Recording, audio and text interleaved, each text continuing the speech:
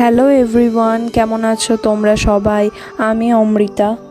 তো আজ হলো মঙ্গলবার, আর যারা হনুমানজি বা রাম ভক্ত তারা আমার সাথে রিলেট করতে পারবে প্রতি মঙ্গলবার আর শনিবার পুজো দেওয়া নিয়ে। তো আমিও চলে এসেছি হনুমান মন্দিরে, আর আজকে অনেক কাজ আছে কারণ মঙ্গলবার দিন এখানে অনেক ভিড় হয়।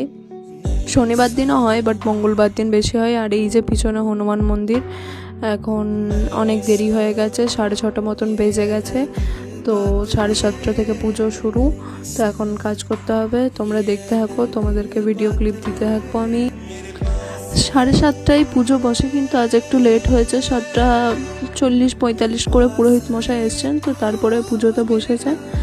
আজকে জাস্ট ভিড় দেখো, মঙ্গলবার দিনকেই 200-300 পেরিয়ে যায় লোক।